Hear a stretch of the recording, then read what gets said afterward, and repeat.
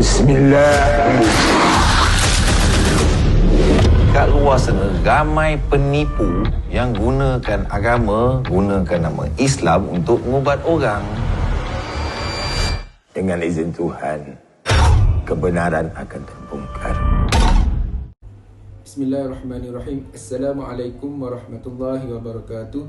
Nama saya Amir Hazib bin Hassan, bernombor metrik I20104495. InsyaAllah saya akan berkongsi kepada anda semua mengenai sebuah filem yang berjudul Penunggang Agama. Dalam filem ini terdapat banyak nilai pengajaran, sama ada nilai kebaikan maupun nilai keburukan yang akan saya kongsikan kepada anda semua. Jadi saya akan memulakan dengan menceritakan tentang latar belakang cerita ini dan watak-watak utama dalam filem ini. Filem ini telah ditayangkan pada tanggal 25 Mac 2021 di saluran Astrofirst dan filem ini telah diarah oleh Syafiq Yusof. Filem ini tercipta hasil kerjasama di antara Scope Production dan Astroshow.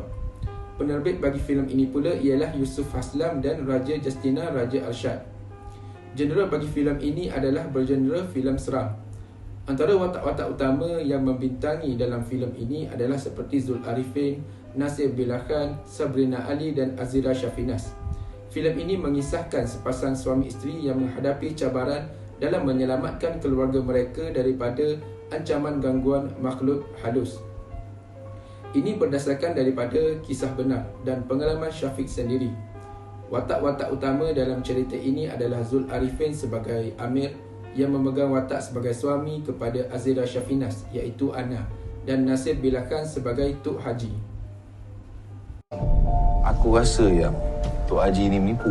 Sebab tengok daripada cara dia berubat, pelik lah. Kau tak apa nak air ni? Astaghfirullahalazim. Itu cuma air penawar yang dibaca dengan ayat Al-Quran. Kau orang tak payah nak jadi penunggang agama ha? Okey, seterusnya saya akan menceritakan serba sedikit jalan cerita filem Penunggang Agama ini, yang mana bermula dengan kisah watak Amir yang dilakonkan oleh Zul Arifin, merupakan anak kepada Datuk Hafsyam yang dilakonkan oleh Jalaluddin Hassan. Amir ni seorang paramedik yang bekerja di Hospital Cameron Highland. Amir mempunyai seorang isteri yang bernama Ana yang dilakonkan oleh Azira Shafinas dan seorang anak perempuan yang bernama Sarah yang dilakonkan oleh Puteri Nur Kasih. Okey, Datuk Hafsyam ni telah berkahwin dengan isteri mudanya Datin Maria iaitu Nur Sabrina Ali yang merupakan ibu tiri kepada Amir. Pada suatu hari, keluarga Datuk Hafsyam ni telah diganggu satu benda yang mengacau sehingga keluarga mereka menjadi porak-peranda. Okey, satu hari tu kawan bisnes Datuk Hafsyam iaitu Datuk Imran menyuruh Datuk Hafsyam untuk panggil seorang ustaz yang agak terkenal pada masa itu iaitu Tok Haji yang dilakonkan oleh Nasir Billah Khan, namun ditentang oleh Amir kerana dia dapat merasakan bahawa Tok Haji itu seorang yang penipu. Begitu juga dengan Ana iaitu isterinya yang berasa benda yang sama. Macam tu, habis tu awak percaya dia. Sekarang ni awak nak cakap dia menipu pula lah. Tu anak sendiri tau cakap. Jangan percaya Sarah kalau nampak benda yang bukan-bukan. Inna Allah la yuslihu amal mufsidin. Ini adalah kerana gaya dan cara perubatan oleh Tok Haji yang tidak menggambarkan perubatan Islam. Selepas itu, Amir, isteri dan anaknya dihalau keluar dari rumah kerana Datuk Hafsyam sudah terhasut dengan kata-kata Tok Haji. Lepas tu, Datuk Hafsyam ni masih mengesyaki anaknya yang masih membenci ibu tirinya. Itu yang membuatkan dia lagi percaya dengan kata-kata oleh Tok Haji. Namun, setelah 5 tahun berlalu, Amir sudah tidak menyimpan rasa benci ataupun dendam kepada ibu tirinya lagi. Jadi, sementara waktu yang kena halau tu, Amir, isteri dan anaknya tinggal di rumah rakan sekerjanya. Namun, segala perkara jahat Tok Haji terbongkar selepas isterinya iaitu Huda yang dilakonkan oleh Salina Saibi memberitahu segala perbuatan terkutuk suaminya kerana sudah tidak tahan dengan sikap suaminya itu. Lepas tu, Huda minta janji pada Amir supaya tidak diapa-apakan suaminya. Akhirnya, Tok Haji mati kerana balasan atas perbuatannya dengan syaitan. Begitu juga dengan rakan bisnes Datuk Hafsyam iaitu Datuk Imran, dan sebenarnya Datuk Imran inilah yang merupakan dalang di sebalik apa yang berlaku. Datuk Imran telah dibunuh oleh Tok Haji sendiri.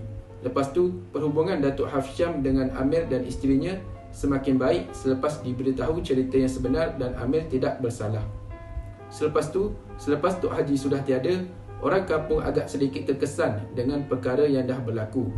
Disebabkan itu, orang kampung menyuruh Amir pula untuk mengubatkan orang di kampung itu.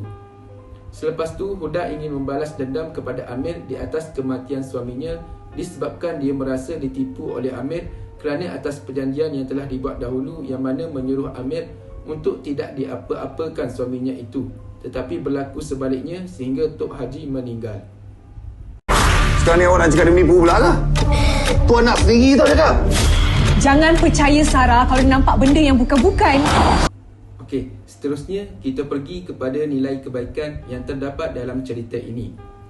Antara nilai kebaikan yang terdapat dalam cerita ini adalah yang pertama ialah taat kepada agama. Amir dan isterinya ini, diorang ni tidak percaya sama sekali dengan Tok Haji. Mereka menganggap bahawa Tok Haji adalah seorang Tok Bomoh yang hanya mempergunakan agama Islam, yang hanya bertopengkan agama Islam semata-mata. Bismillah. Seterusnya ialah tentang nilai bertanggungjawab.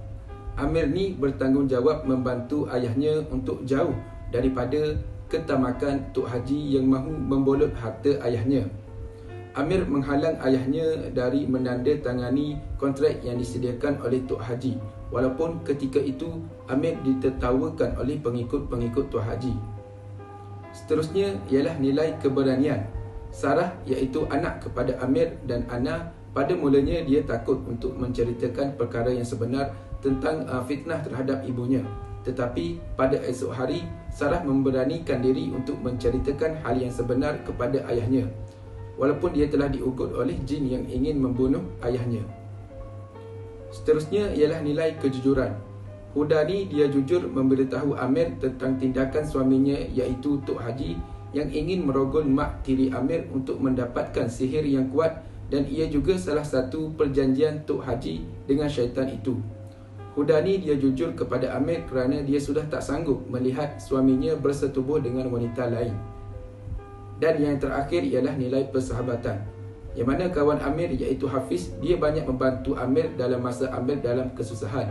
Salah satunya adalah Hafiz ni bagi Amir tumpang di rumahnya untuk sementara waktu ketika Amir ini dilanda konflik dengan ayahnya. Hafiz ni ada juga membantu Amir pergi menyelamatkan mak tirinya yang diculik oleh Tok Haji. Amir, rumah kita dah dipagar dah. InsyaAllah. Tak ada gangguan lagi. Ada garanti ke ya? Okey, seterusnya kita lihat kepada nilai keburukan yang terdapat dalam cerita penunggang agama ini. Yang pertama iaitu syirik, iaitu Tok Haji sanggup melakukan kesyirikan demi mendapat harta dan nama, di mana Tok Haji ini menggunakan bantuan iblis untuk membantu dirinya menghantar sihir kepada Datuk Hafsyam, dan Tok Haji ini berpura-pura menjadi seorang pengamal ruqyah, tetapi cara perubatannya seperti pengamal ajaran sesat. Contohnya, Tok Haji ini membaca beberapa potong ayat Al-Quran yang kurang jelas dan pendek, serta kemudiannya menggunakan lidi sate untuk perubatannya. Dia tengah famous sekarang ni. Ada banyak video-video viral dia ubat orang. Okey, yang kedua iaitu dengki, yang mana kawan kepada Datuk Hafsyam sendiri yang meminta tolong Tok Haji untuk menghantar santau kepada keluarga Datuk Hafsyam supaya tujuan mereka tercapai untuk membolot harta Datuk Hafsyam. Santau yang dihantar adalah melalui makanan iaitu cupcake. Seterusnya iaitu nilai keburukan dendam, iaitu Huda, isteri kepada Tok Haji, ingin membalas dendam ke atas kematian suaminya yang telah mati disebabkan atas perbuatannya sendiri. Tetapi Huda ni tetap berdendam dengan keluarga Amir kerana Huda menganggap Amir ni memungkiri janji dengan mengatakan bahawa Amir punca suaminya itu mati. Dan yang terakhir iaitu nilai keburukan berzina, di mana Tok Haji yang sanggup menduakan isterinya dengan menyentuh wanita lain kerana untuk kepentingan dirinya sendiri. Ini disebabkan Tok Haji ni ingin mendapatkan sihir yang kuat, dan ia juga merupakan perjanjian Tok Haji dengan syaitan.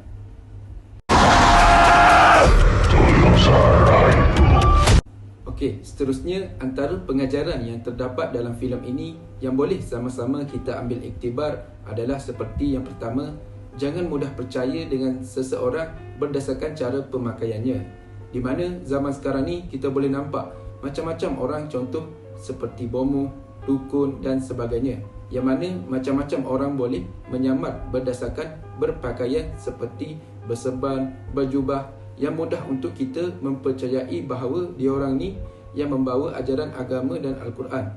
Untuk itu, kita kena hati-hati dengan orang yang macam ni. Aku rasa yang Tok Haji ni menipu. Sebab tengok daripada cara dia berubat, pelik. Yang kedua, dengan mendapatkan perawat yang syar'i. Seperti zaman sekarang yang kita nampak yang sudah sedia ada seperti rawatan Darus Syifa. Pastikan syar'i itu menggunakan ayat Al-Quran dan doa-doa yang didengari itu secara jelas dan terang, bukan hanya sekadar angin-angin daripada mulut semata-mata. Dan yang ketiga ialah kita mestilah menjauhkan diri daripada kekufuran dan perkara syirik, kerana perkara-perkara ini akan mengundangkan syaitan mudah untuk mendekati diri kita. Yang seterusnya, amalkan zikir, amalkan doa dan amalkan membaca Al-Quran di dalam rumah, terutamanya surah Al-Baqarah dan surah Al-Imran, agar syaitan tidak mudah masuk ke dalam rumah tersebut.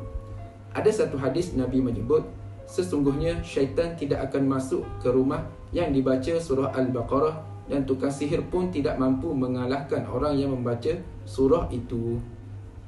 Tak hormat langsung alim ulama. Bila masa pula Tok Haji tu ulama? Habis aku nak saya cakap siapa? Seterusnya, jangan mudah percaya dengan orang yang boleh melihat benda gaib sebagai khasyaf. Sebab terkadang benda tu hanyalah boleh dikaitkan, benda tu hanyalah tipu daya atau muslihat jin dan syaitan sahaja. Dan yang terakhir, jangan mudah terus percaya cakap seseorang perawat itu yang mengatakan kita disihir, kerana boleh jadi isu ini adalah fitnah syaitan yang cuba memecah belahkan umat Nabi Muhammad SAW, apalagi keluar dari mulut orang yang tengah dirasuk. Kat luar sana ramai penipu yang gunakan agama, gunakan nama Islam untuk mengubat orang. Dengan izin Tuhan, kebenaran akan terbongkar. Untuk itu, setakat ini sahaja secara ringkas yang dapat saya kongsikan kepada anda semua perkongsian daripada filem penunggang agama ini. Sekian daripada saya, terima kasih.